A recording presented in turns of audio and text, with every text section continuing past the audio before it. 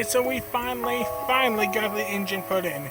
I've been meaning to get this done, and I kept having little setbacks here and there and got behind. And then I was hoping to have it in yesterday, but then I got behind with the crank position sensor that goes in transmission. I want to make sure I got it spaced out to where it should be, and so I want to make sure that was right, so I got behind.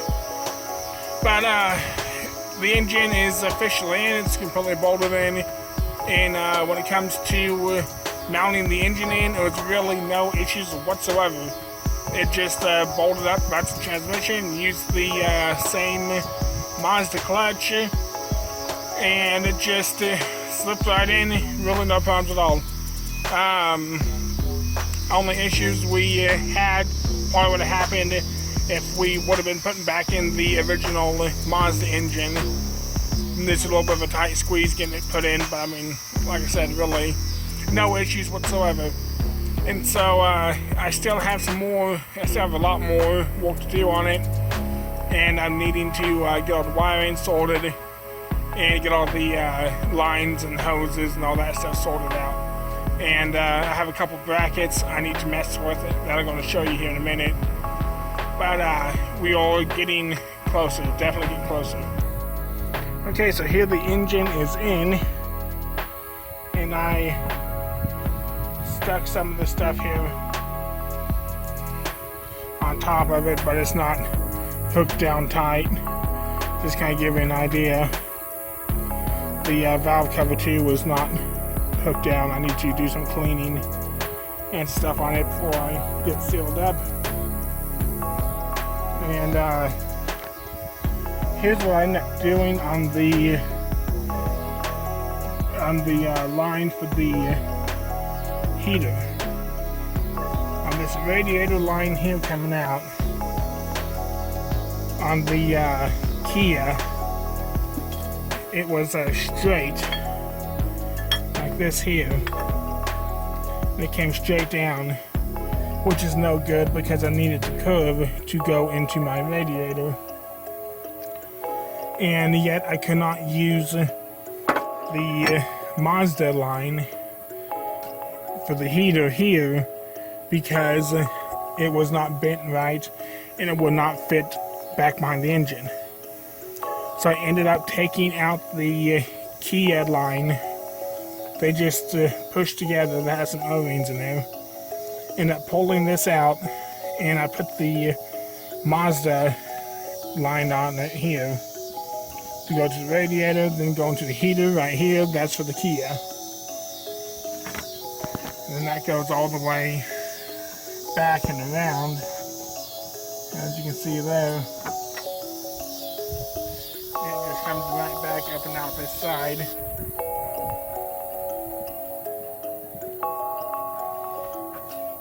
Right here, I don't know if you can see this right here, that's that same line.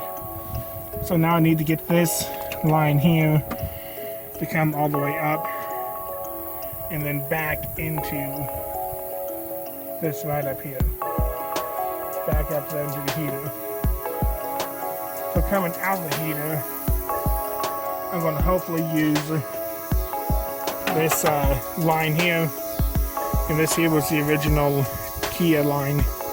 So I'll see if I can get this here to work. I'm really hoping I can.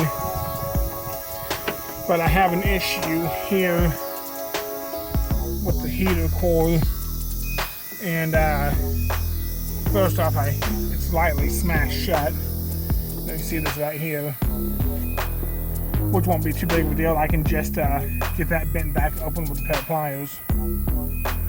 But this bracket here is going to be my issue because it's right the way of the heater core. So I'm thinking about just cutting off the top of that bracket, and the intake manifold here will still be supported by the lower half of the bracket.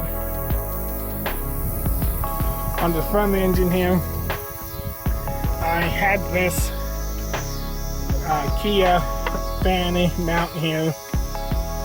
I had that put on, but then I realized there was no spot on it for a alternator bracket. So then I went ahead and I put on the Mazda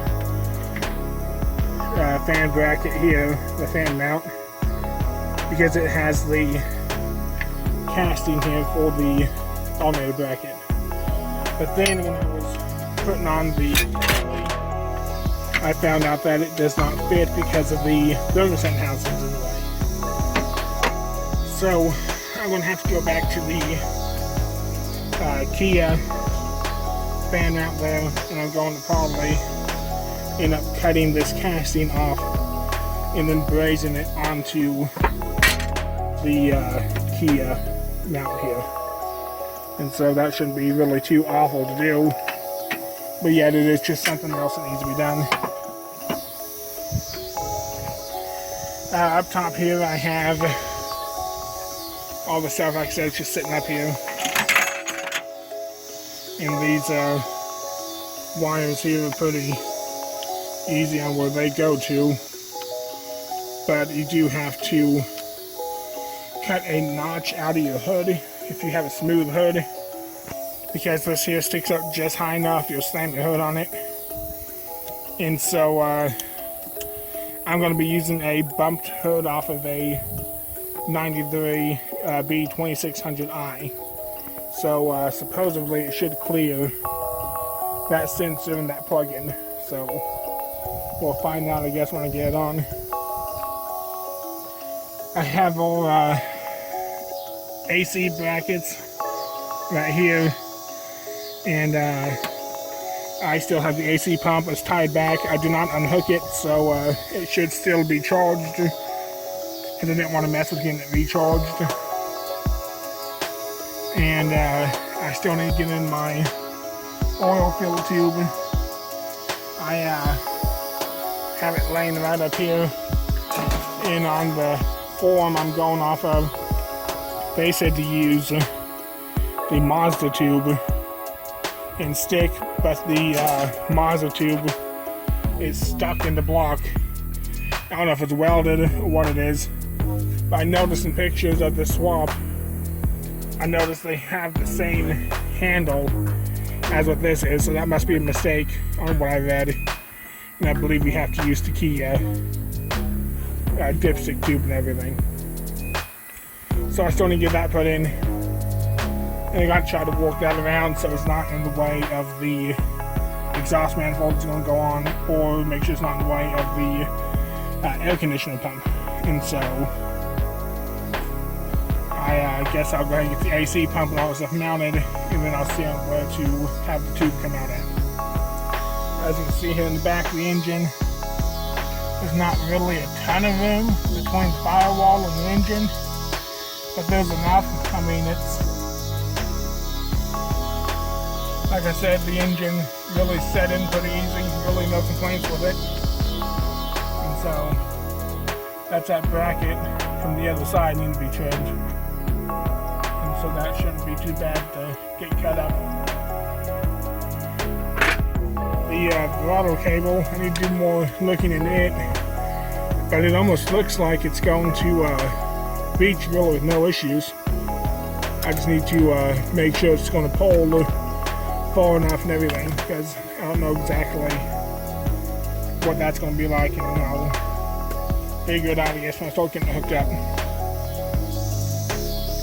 Coming up here in the future videos, I'm going to have some videos on building a header system or an exhaust manifold.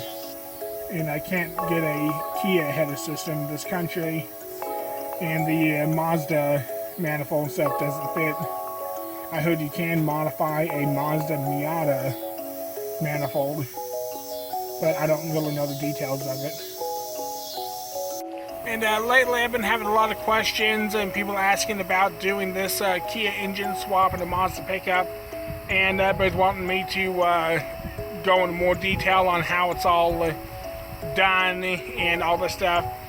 And for the most part, I just kind of show kind of from a distance, and I don't really feel too comfortable on telling you step by step on how to do this engine swap, because I have never done it myself, and it's kind of a learning process as I go. and so I don't really want to be telling you how to install it and how to do all these different things, when to be honest, I don't know if I'm doing it right myself until I get it ready. And so I thought I'd film this project just kind of for a fun deal to film, and it will kind of give you an idea if you're interested in doing a engine swap like this, and it will kind of show you some steps that I did. But when it comes down to doing the swap yourself, I mean, like I said in the last video, go to MazdaTrucking.com, and there's a lot of info on there. The people on there are super nice, and they help you with anything you need. And there's already threads started on there with a lot of photos on how to do this engine swap. And this here is just kind of a fun thing for me to do, and this is not a instructional on how to do this engine swap. And so I just wanted to make that clear. I don't want anybody to damage the vehicle or anything like that.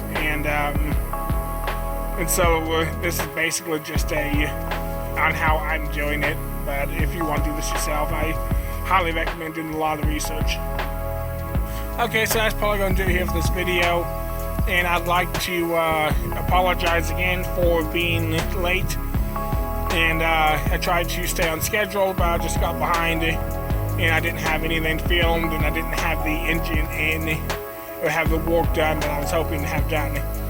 And so I'm hoping to get back on track here and get it all sorted out, and continue posting every Tuesday and Friday. So make sure you subscribe if you're not subscribed already, and be sure to ring that notification bell so you're notified on when new videos come out. Also check my Instagram account. I post on there, try to post on there every day, and I normally post stuff on there that I normally don't post my YouTube videos, or stuff I will post on it before my videos come out, so it kind of gives you an idea on what's going on the project. I appreciate you watching. Thank you.